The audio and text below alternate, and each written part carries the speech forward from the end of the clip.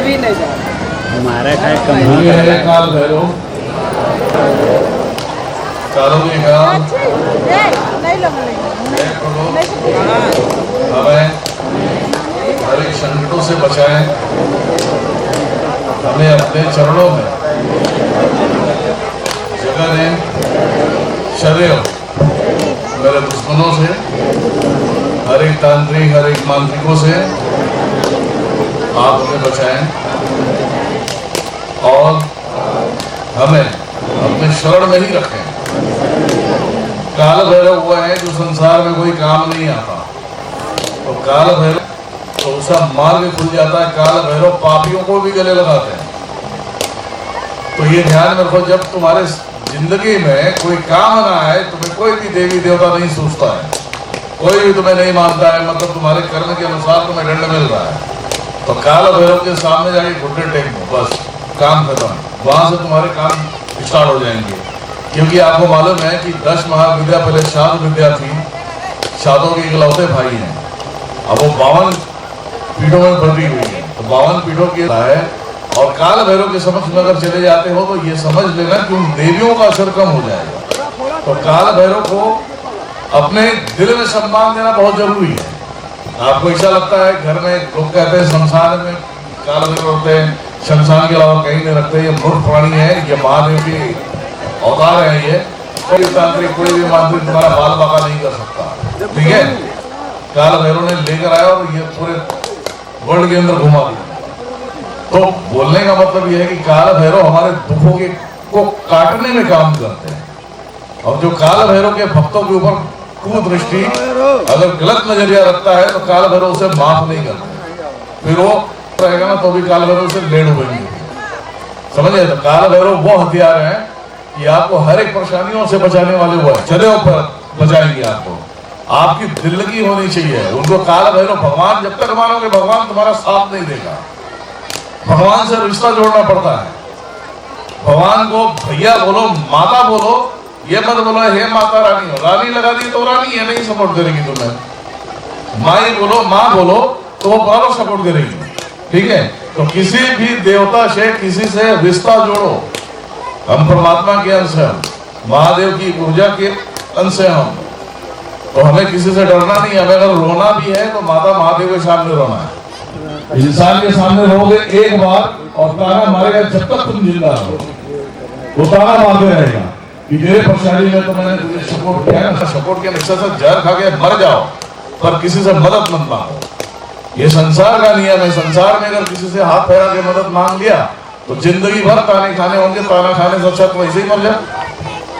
बात समझ में आया आप सबको? अगर तुमको आंसू गिराने हैं तो गणेश जी के सामने गिराओ, दुर्गा माता के सामने गिराओ, काल भैरव के सामने गिराओ, महादेव के सामने गिराओ, नारायण के सामने गिराओ। ये हमारे आंसुओं को संभालेंगे। इंसान नहीं संभाल सकता।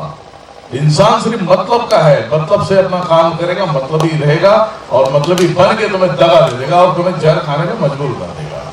तो काल भैरव है। काल भैरव का सम्मान जितने लोग आए हो, आज से एक नया आपको एक उपाय दे देता हूं मैं। काल भैरव का फोटो अपने हॉल में, मंदिर में रखो।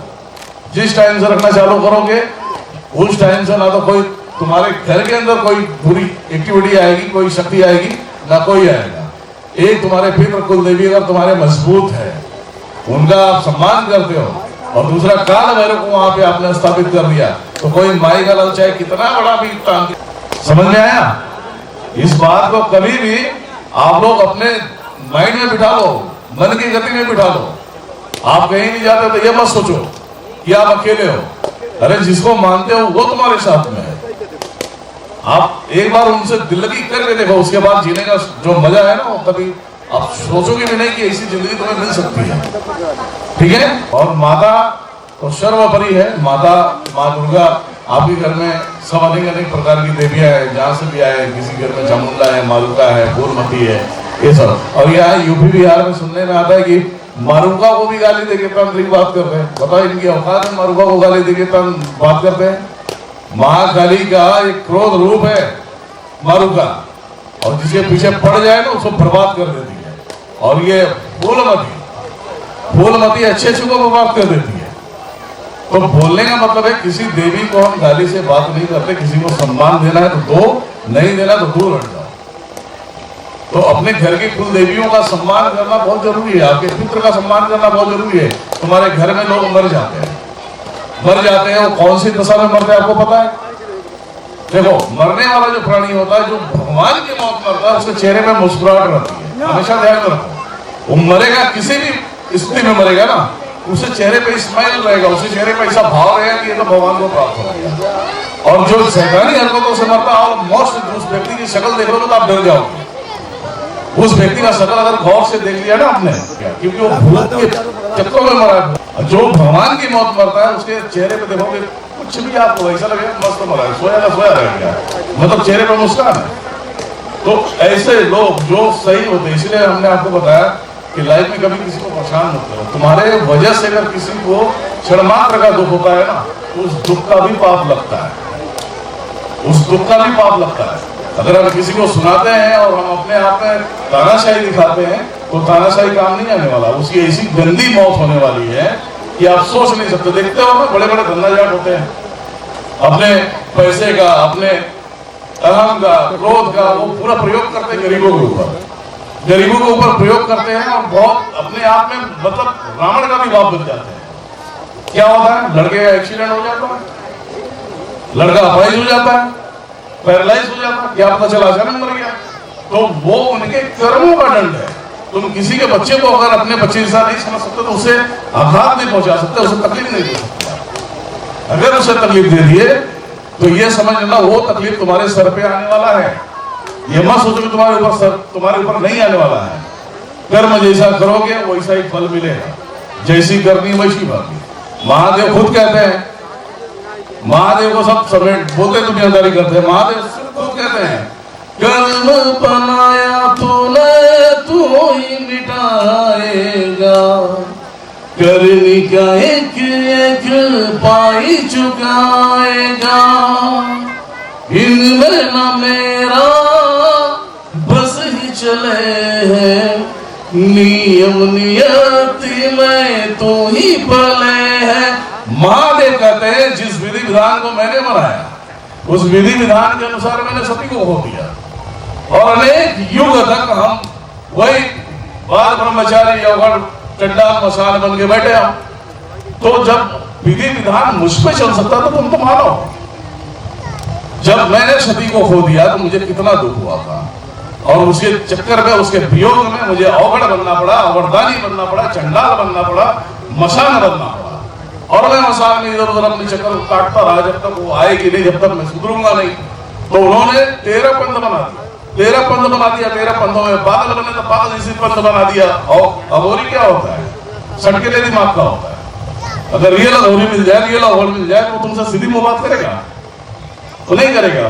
तो वो महादेव ने वो बोला, जब वो हिमालय राज के पास जब जन्म लेती है, जब वहां से उनके पास आती है, तो उनको मालूम है कि यह सती है, ये पार्वती सती है, और वो सोचते हैं कि अब इसे अगर फिर अपनाता हूं तो फिर छोड़ के चले जाएगी, तो भैया दूरी है। वो नहीं पहचानने की नाटक करते हैं।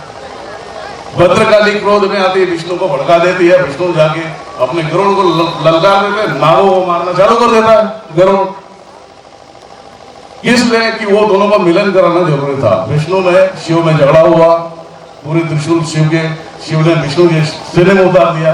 अब वहां पे जब पार्वती चिल्ला के बोलती है, कौन कह दिया तुम महादेव हो, तुम महादेव हो, शर्म में नहीं आती?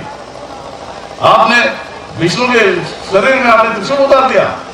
तब विष्णु को देखते विष्णु बोलते हैं कि बोले यही है सती, अब तो पहचानो। महादेव कहते हैं ये तो मुझे पता है कि यही सती है, परंतु ये विवाद किस बात का है? चलो ठीक है, अब इतना सब कुछ होगा, खुद से करना पड़ेगा, हमें उसका भरपाई खुद से करना पड़ेगा। यहाँ हमारे जैसे उत्तर प्रदेश की बहुत सारी चीजें हैं, बहुत सारी चीजें। मैं किसी के बाप से नहीं डरता, मैं यहाँ पैर रख दूं या जगह पे पैर रख दूं, करोड़ों ऐसे उतर जाएंगे, टेंशन नहीं है, सिर्फ विवाद होना चाहिए।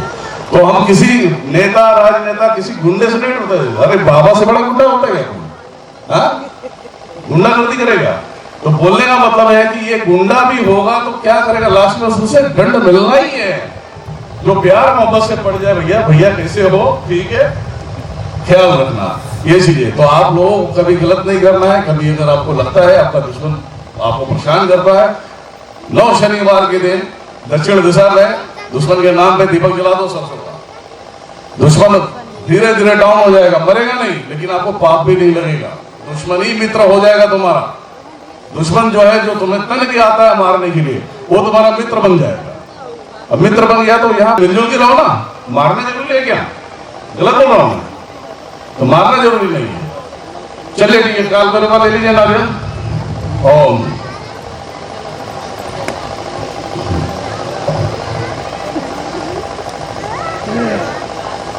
भैरवाय नमः करके 3 बार फूंक मारिए और मत्थे लगाइए।